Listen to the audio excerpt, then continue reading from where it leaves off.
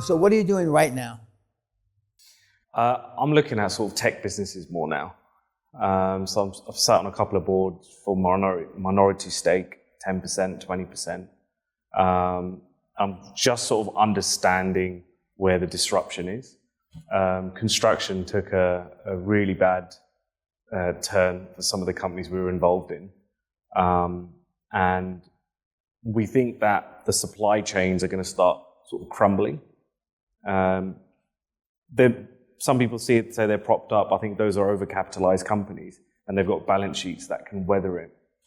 So mainly AI companies at the moment, or any company that's using AI. So service businesses that have got a high head count, and we just try and improve the rev per head by automating as much things as possible.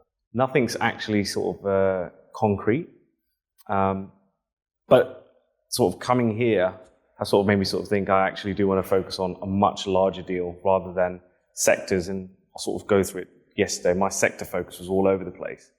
So probably about 12, 13 different sectors I've focused on. And I'm still looking to sort of pick another sector. That's not focus, 12 or 13. I mean, that's shotgun. Focus is 1 or 2.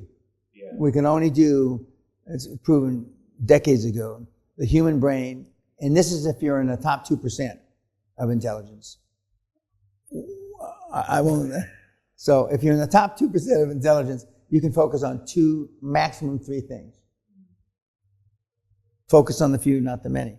But you're right. I mean, you read or if you followed the Godfather series or any of my YouTubes, last year we had a guy who lived in Arizona and in 11 months out of the blocks did $348 million in construction. Okay? He focused just on one thing. So it is possible. And when you focus on one thing, as opposed to 10 or 12, there are other ancillary benefits that accrue to you. Number one, you get known. I would rather be known in the business as a property guy as known in the business as doing deals. More property people will bring you stuff as opposed to deal doers. And none of this information comes easy. I mean, we're constantly shooting ourselves in the foot. We're constantly making decisions based on hopeful information, not necessarily truthful information. And as I was teasing before we got started, there's certain ethnicities that are harder. We've got a couple of guys here that attended the hardcore, the second to the last hardcore, both from Leicestershire, both Muslim, and they are developers. They build like 200 flats for the council, or 50 flats, or whatever amount of flats. Of course, we have the Grahams, Carlings, Graham and Leanne Carling, who started that way and are now building a conglomerate all over. But it's good to at least have a basic knowledge of the property industry, because directly or indirectly, property is involved. Whether you buy a hospital that you don't want the building or you don't want the property, or you buy a dental office, it's still going to be part of the equation. How have higher interest rates affected your business? From our property portfolio, it's smashed it up pretty badly. It's still breathing. It's still positively cash flowing. So we're exiting a few of those. However, we found quite a few portfolios, over-leveraged portfolios, where when you're the outsider, you can actually negotiate with the banks better. Whereas if you're the one that's borrowed money, they kind of tell you, fuck you, you need to pay this. So I'm finding more opportunities outside, like going on as the outside to control the portfolio on an option or some sort of structured deal, bring the interest rate down or something with the vendor, stretch those terms out, and then run that portfolio. So there are sort of opportunities with that. But personally, for the ones that I held, they burn quite a bit. I am starting to sort of veer away from invoice financing and cash flow lending on sort of company acquisitions. Just the rates just don't make sense. 10 to 15% of cash flow can sort of wipe out the entire bottom line for a certain business.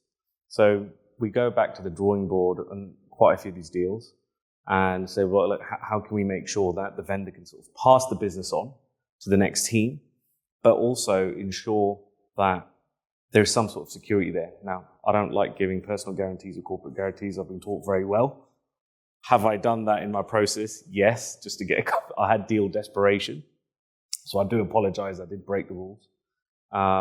So instead, what we would do is we would carve out some of the assets in the business. So a scaffolding company that I'm working on at the moment, the scaffolding on day of completion, all of those assets will be paired into the ex-shareholders' names, personal names, and they'd lease it back into the business.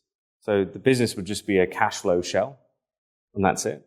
And over time, those deferred payments would come out of the cash flow. So it'd still be quite sort of investment light on the way in, but with no debt.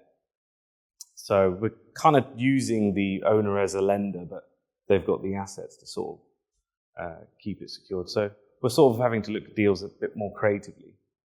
I probably don't have the guts to borrow large sums at high interest rates where it wipes out profit.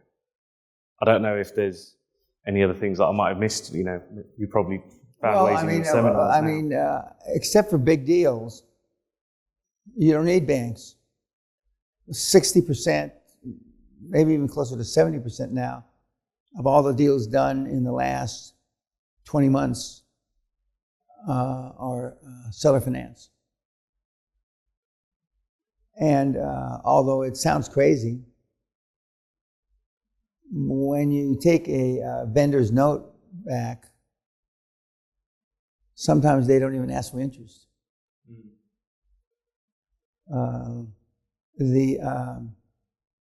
But I mean, and we have a number of deals that are for $1, a pound, a euro, and any upside, almost any upside that the kids are offering, the sellers, has to be earned. Oh, it's a $10 million business. Well, fine, we'll give you a pound. And when it does 11 million, you'll get 15% of the million upside. And when it does 15 million, you'll get 20%. But it's retrospective. It's that we've already earned that, and now we're willing to pay you. And now I even emphasize it more. Everything starts with an embarrassing offer. Embarrassingly low. It's like the Egyptian magic carpet salesman. We've worked on this magic carpet. It's got 12 million stitches in it. We've worked on it for 300 years, 9 generations of the family, yada, yada. I want $1 million. I say, I'll give you 500. And then if the females are there, try to scratch your eyes out, and then they chase you. This happened to Sally and I in the Valley of the Kings in Egypt. They chase you to the car, and then then when we get back to the hotel, that same $1 million magic carpet is for sale in the lobby of the Four Seasons for $650. In the lobby of the Four Seasons. Now, if the Four Seasons is only charging, Sally didn't believe it. Sally doesn't buy on for a chartered accountant that she is. She doesn't buy necessarily based on numbers. It depends on if they're holding a baby. In India, your relatives, you rent a baby, it's 1,000 rupees a day. A naked baby you rent. And then when they have to take a shit, they just let them shit on the sidewalk. And they say, 1,000 rupees a day, you can rent a baby. And the people that are renting babies are the ones that Sally wants to give money to. She knows they're renting the baby. She knows it's not her baby, but Sally would rather buy from them. Because it makes her feel good. See, for all ugliness of her youth, If people have anything good to say about me at the end of a deal, I did something wrong. He's just the opposite. He's a pleaser. The Indians that are up on that Hall of Fame, they're really Genghis Khan. They'll eat the heart out of your newborn baby. I don't think I can do that. Okay, well. Yeah, I'm a bit soft. I'm a bit soft still. Okay, well, believe me, supposedly Genghis Khan's related to everybody because he had 14,000 babies. Bullshit, right? Well, where that DNA got lost, I don't know. But I mean, we had one or two guys here in the seminar. We had a girl last seminar named Amber, 23 years old. She told the rest of the guys, nobody liked her in the seminar. We had an active duty Navy SEAL. She said, "You're an embarrassment to mankind, every man, woman, and child, except for the SEAL. You're an embarrassment to manhood." Meaning they had no balls. And she just did her first deal after 60 days. She's doing a death roll-up, cemeteries, crematoriums.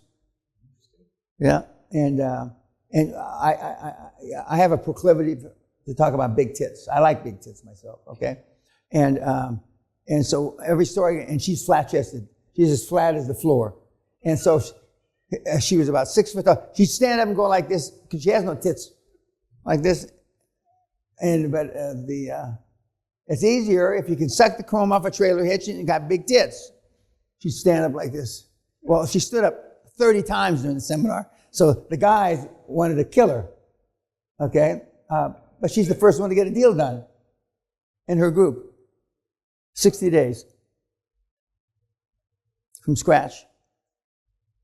So who have you surrounded yourself with now? Now, in that film, the guy with the long hair walking around, I get him out of that film. You got some guy that looks like Jesus walking around. I was playing golf on the thing, yeah. Yeah, okay. And there's another hippie-looking one. Who have you surrounded yourself with now?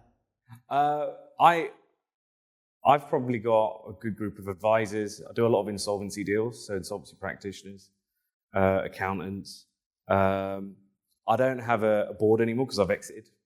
So looking to build a new board now. And yeah, that's it really at the moment. It's not a big sort of group, but yeah. It doesn't matter how big they are. It's how efficient they are, how hungry they are. It sounds to me that your board's not hungry, and you should not be the most hungry person on the board. You should not. So tonight, you two are going to join us for dinner, my wife and I.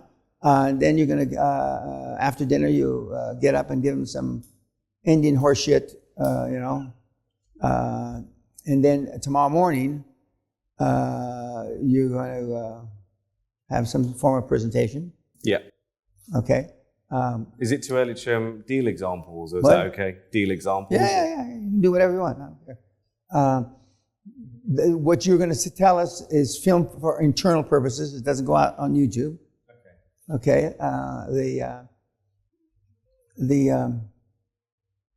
And it's just, they want to know, the Indians, we had a guy 5 months ago, a Chinese kid, who when he was a student 10 years ago at UCLA, graduate student, he came to talk to me at Beverly Hills Hotel. And I told him, you got to change your name. You got to leave your parents. And I told him another thing. He hadn't bought cars and houses and shit, but he was going down that road. Because he would rather be liked than effective. That's the normal Asian entrepreneur. They would rather be liked. Even though they steal from you, they still want to be liked. Liked? What way? Liked. They talk nice things about you. Oh, liked. Liked.